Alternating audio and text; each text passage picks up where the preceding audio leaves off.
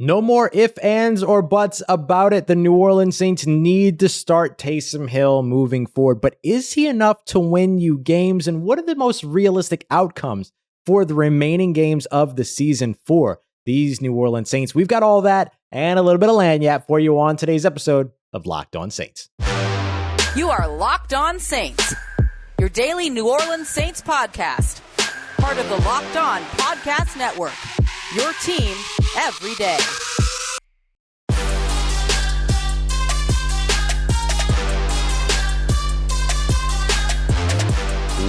What is good, Who Dat Nation and Who Dat family? Welcome into another episode of Locked On Saints, your daily podcast covering the New Orleans Saints, part of the Locked On Podcast Network, your team every day. Thanks as always for making Locked On Saints your first listen of the day every day. Don't forget, we're here for you daily, every single Monday through Friday, free and available on all platforms, including on YouTube as well. Hey, hello, what's up? I'm your host, Ross Jackson, at Ross Jackson Nola on Twitter, Canal Street Chronicles, Locked On NFL, and here with you every single Monday through Friday on Locked On Saints. And today's episode of Locked On Saints is brought to you by our friends over at StatHero.com, a first of its kind daily fantasy sports platforms that allows it to be you versus the house in a head-to-head matchup, and winner takes all. Sign up for free right now at stathero.com/lockedon and use the promo code LOCKEDON for a 100% deposit match. Now, y'all, I know that it is always tough after a game like the one that the New Orleans Saints just quote unquote played. 31-6 loss on Thanksgiving night. I hope for those of you that celebrate Thanksgiving that it didn't ruin your Thanksgiving. If you don't, hope it didn't ruin your Thursday, because there's still a lot to talk about with this team, and it's one of the reasons why I appreciate so much that you're still making Locked On Saints a part of your day, because I know this is a tough part of the season. So the big takeaway from last night's game and last night's loss is that it's time for Taysom Hill to take over. Now, we're going to talk about a little bit in just a moment why Taysom Hill hasn't been the starting quarterback over the course of the last 2 weeks, but let's focus on why Taysom Hill should be the starting quarterback, barring any further injury concerns, beginning next week up against the Dallas Cowboys. And there's three very, very good reasons for it. The first reason is that Trevor Siemian simply ain't it.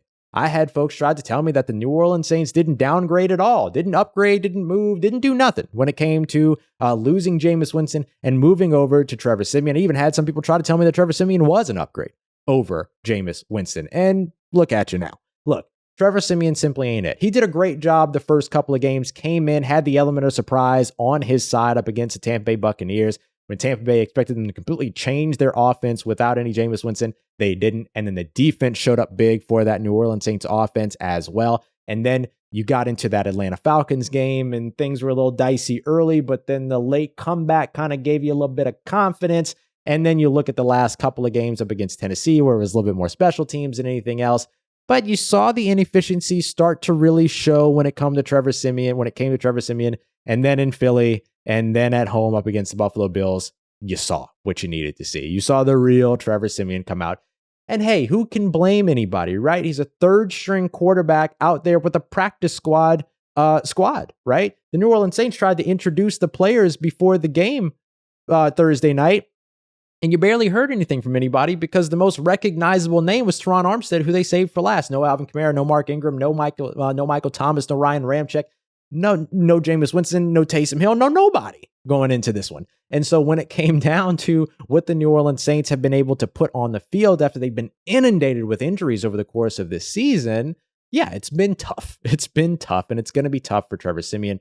And I think you just learned that Trevor Siemian is not going to be able to elevate this roster as it's currently constructed. You know, when you watch football and it looks good, you know, the eye test, right? You can watch it and you can see that it looks good. Trust yourself when you see that, because what you're seeing is efficiency, productivity as well, but efficiency. When Jameis Winston was a quarterback for the New Orleans Saints, he tried just over 200 passing attempts. The Saints barely had any yardage. They were like 31st, 32nd in the NFL in passing yardage, but then they were up in the top 10 when it came to scoring. That's efficiency. You saw some efficiency from this. Defense helped a ton. Special teams helped a ton. Lots of favorable starting field position, which is something that the Saints absolutely stunk at when it came to last night's game up against Buffalo. I think they averaged around like 15 yards per return in the kickoff return game, and they were being very aggressive there, but just couldn't get anything going.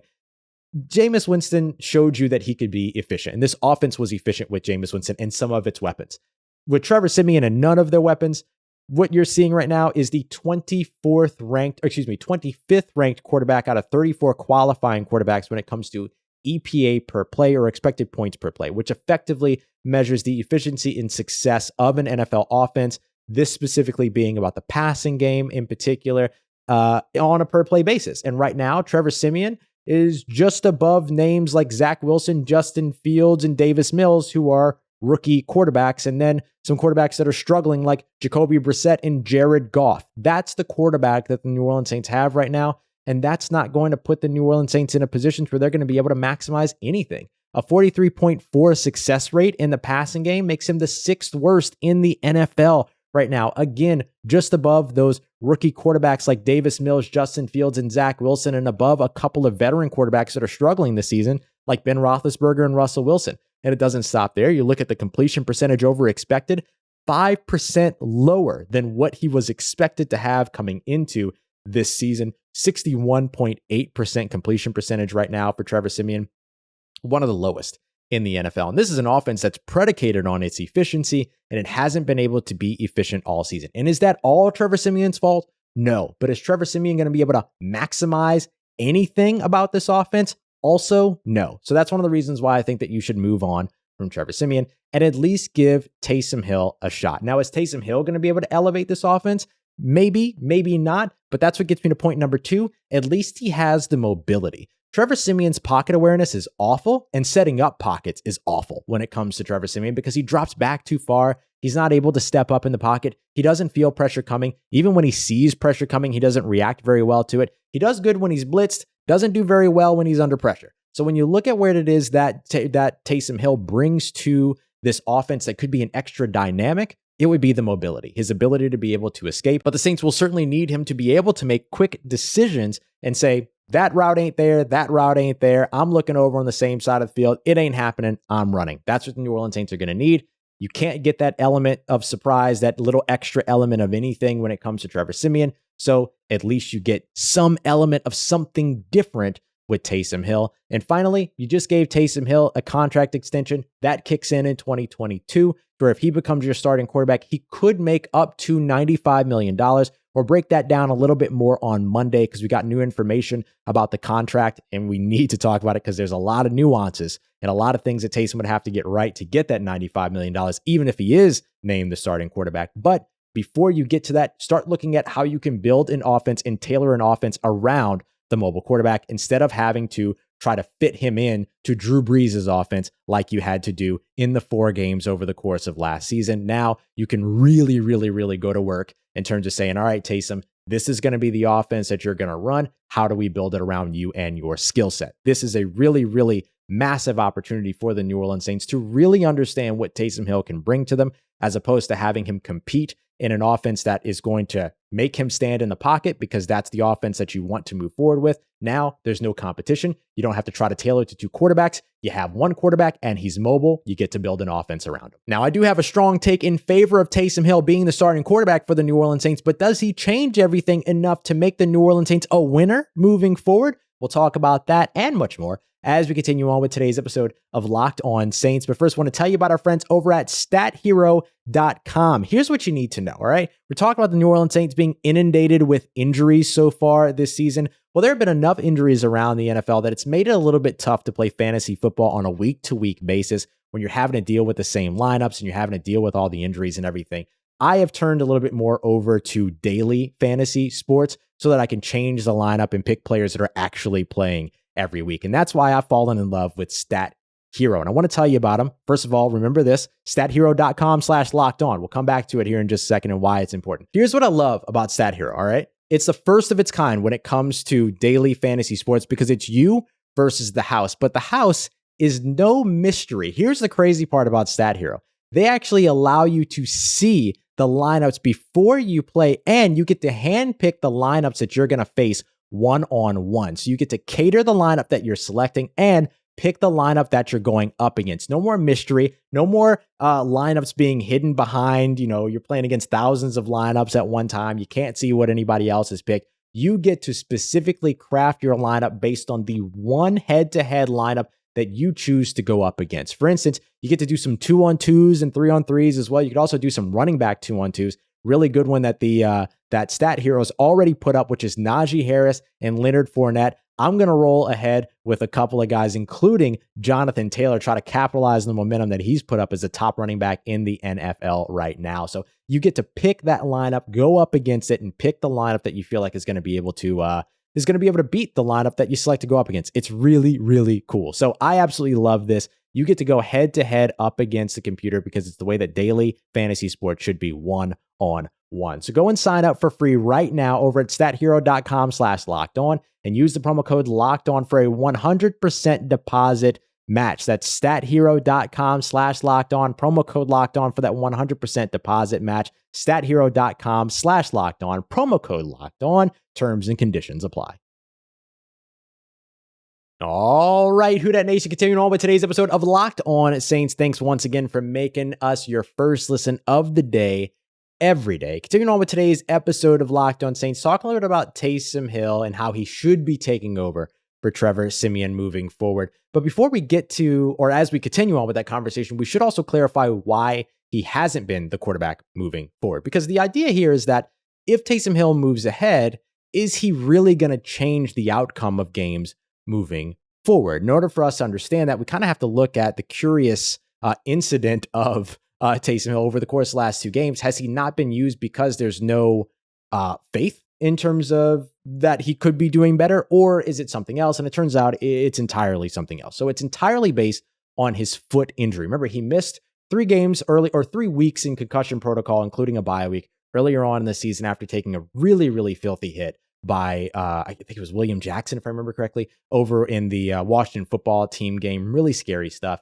Ended up coming back, played week 9 up against the Atlanta Falcons, week 10 up against Tennessee Titans in his usual slasher role. Ended up injuring his foot up against the Tennessee Titans, and then was on the sideline over the course of the last 2 games up against Philadelphia, as well as up against the Buffalo Bills. And he was the only other quarterback active, meaning that he was the true QB2 in the New Orleans Saints in that game. So Ian Book was inactive.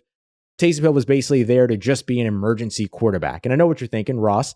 The Buffalo Bills were up 21-0. Isn't that an emergency? No, that's not the emergency that they were talking about, right? It was only if Trevor Siemian was injured and they needed to go to a backup quarterback. That's where you would have seen Taysom Hill go on. And to me, that signifies that for the Saints, they very, very much intend on Taysom Hill being the starting quarterback moving forward here throughout the rest of the season. And remember, there are some incentives placed on Taysom Hill's contract for this season that could potentially get him more money, but all of them are very, very unlikely to be hit over the course of 6 games, right? And so it doesn't really factor into his new quarterback extension at all, or his new possible quarterback extension at all. And so with that being the case, this doesn't fully really matter when it comes to that, but it does matter to this team. And I know that a lot of people have seen that Taysom Hill practiced in full Monday, Tuesday, and Wednesday of last week's practice report, but you have to remember that most of those were walkthroughs, right? They played on Sunday, then they only had Monday, Tuesday, Wednesday before they'd turn around and play a game on Thursday.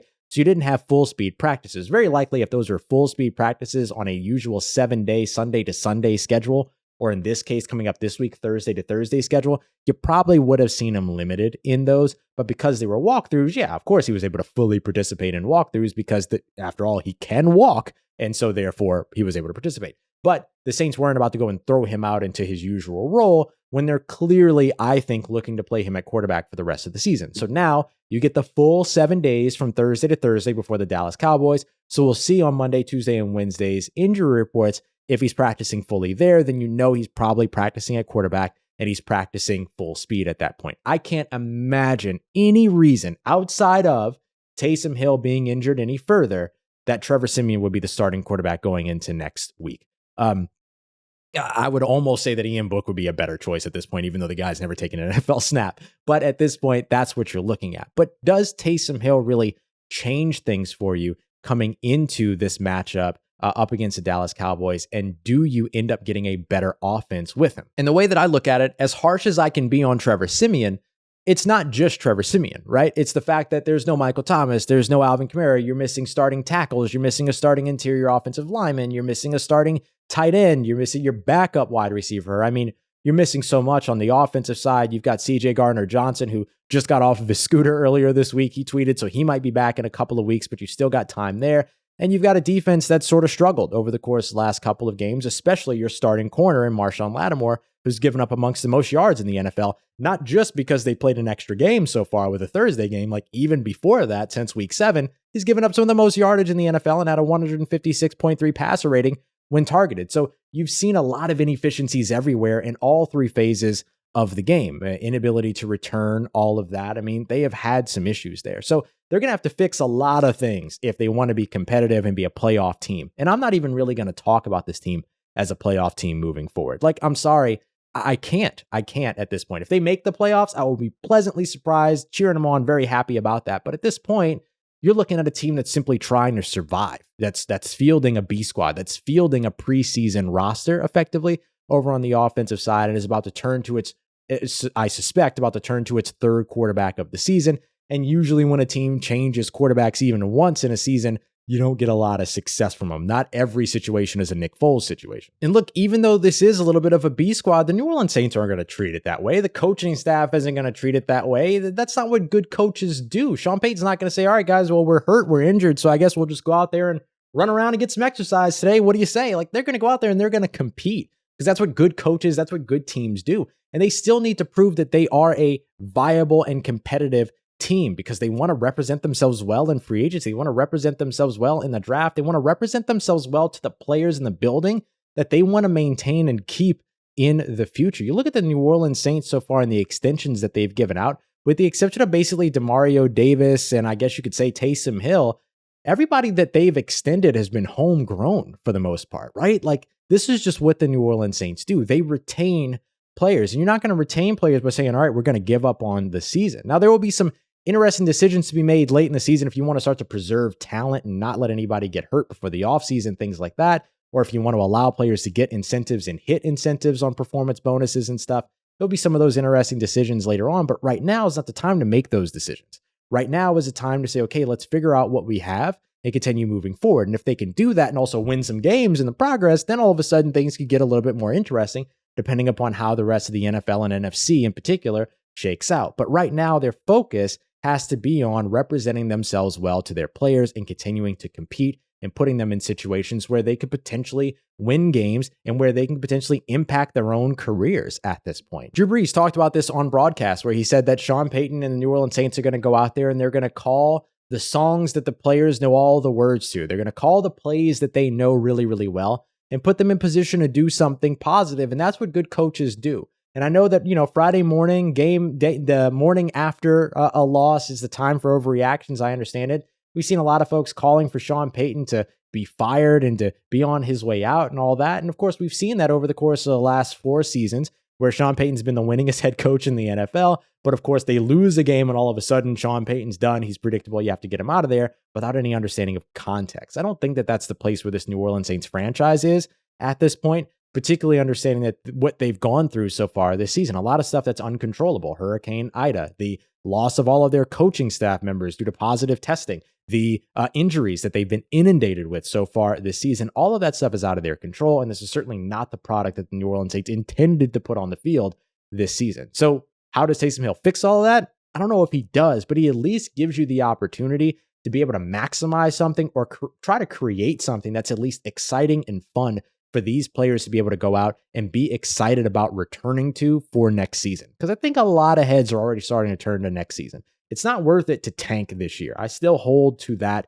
strongly, that at this point, your focus should be on competing as best as you can. And I think that's exactly what you're going to see the New Orleans Saints do. So what is the most realistic outcome for the Saints' remaining 6 games of this season? Well, yet another piece of bad news might have a huge impact on that. We'll fill you in and get you caught up on what to expect from the Saints these last 6 games as we continue on with today's episode of Locked On Saints. But first, I want to tell you about this incredible Black Friday sale that's going on right now over at Built.com. The first thing I want to tell you right off the bat is that they have a ton happening Friday through Sunday only. You want to use the promo code LOCKED20 because it's 20% off of everything over at Built.com. But that's not all. It gets better. Got a couple of new limited time flavors that you're going to be able to enjoy and check out as well. A new flavor like Ruby Chocolate Puff, marshmallowy goodness with a unique chocolate, Ruby Chocolate. There's dark chocolate, there's white chocolate. Now you've got Ruby Chocolate joining the Built Bar Club.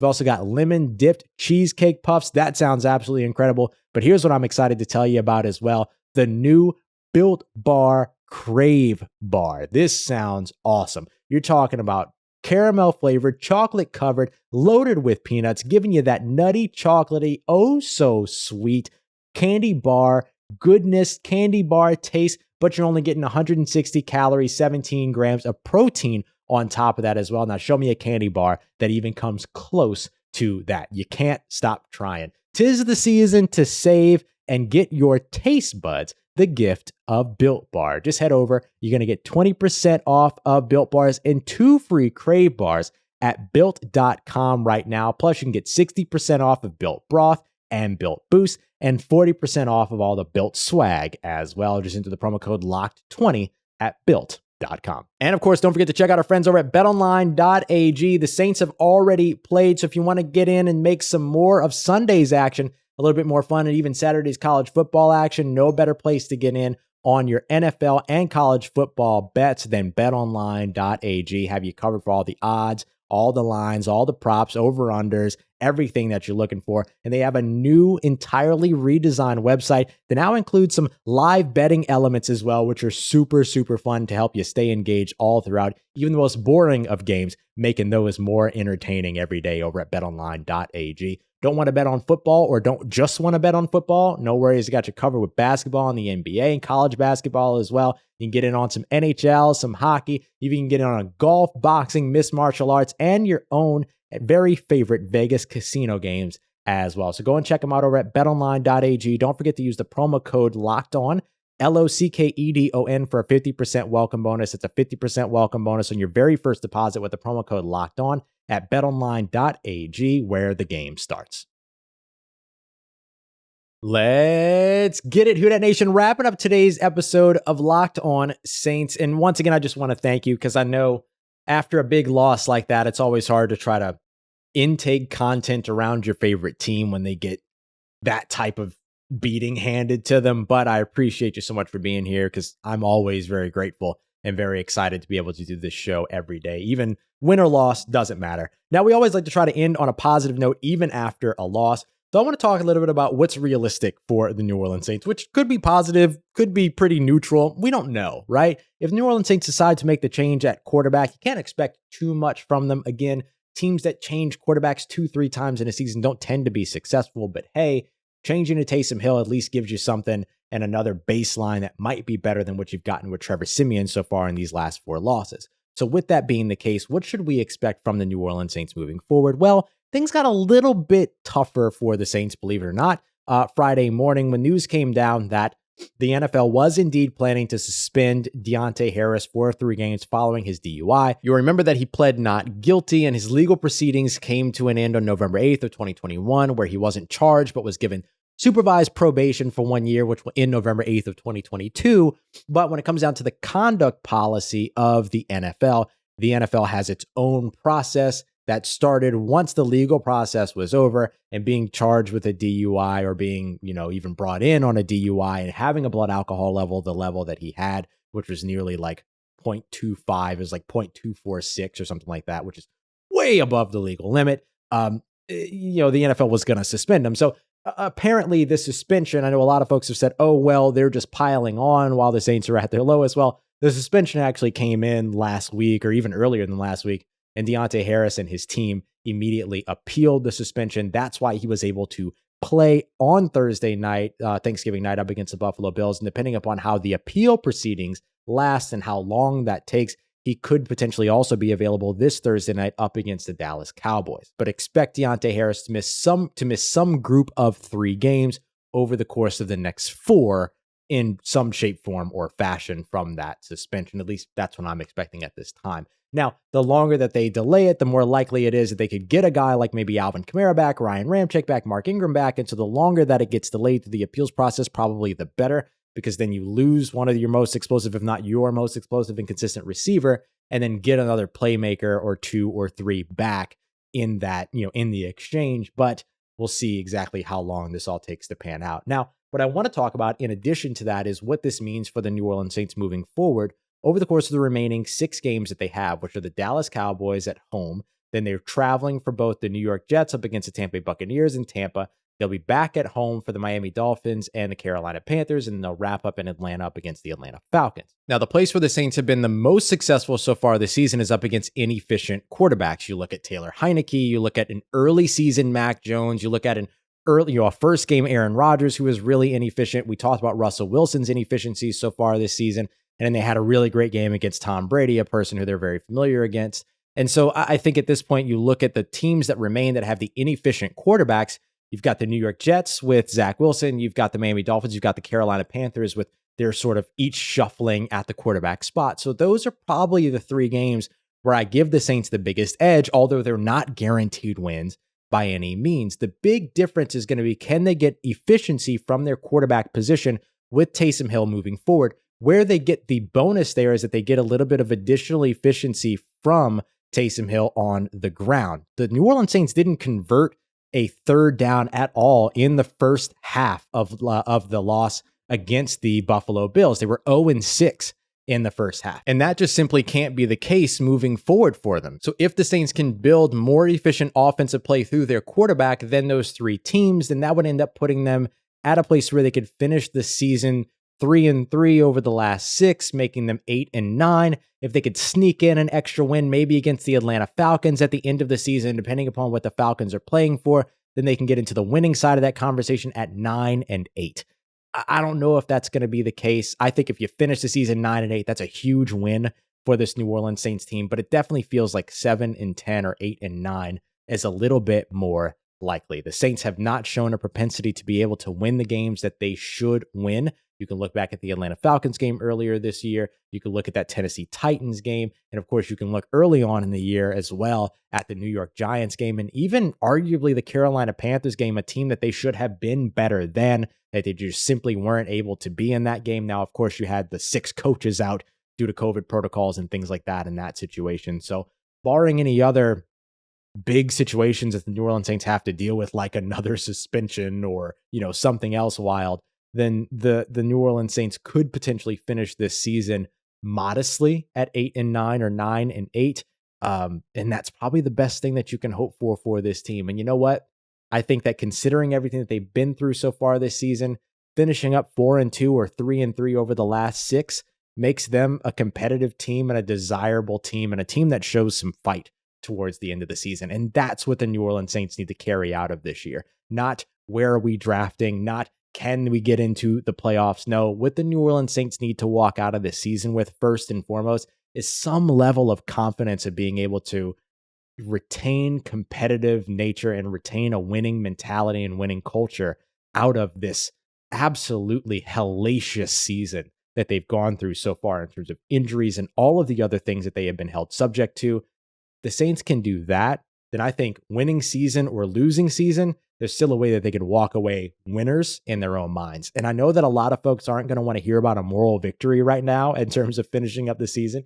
And I completely understand that. But hey, in the NFL, you have to take what you can get. And if that's what the New Orleans Saints can get, I think that they would be able to take that and put that out and say, you high profile free agents, you draft pick, you player that we want to retain going into 2022, you're all the key to this team being more successful in 2022 than they were in 2021 as a culture and a community that players want to be a part of. How do they maintain that and keep that intact going into the offseason to build ahead for 2022 and forward? All right, y'all, so much to continue to break down around this New Orleans Saints team. And of course, that big Taysom Hill contract as well. Coming up on Monday, we're going to break that down even further. We got a lot more details. We'll update on the Deontay Harris situation if there's more to update. And of course, keep you up to date with everything else you need to know around your New Orleans Saints. Thanks as always for making us your first listen of the day every day. Now for your second listen today, go and check out Locked On Bets. Get ready for the big weekend. Make yourself some money with your boy Q and handicapping expert Lee Sterling.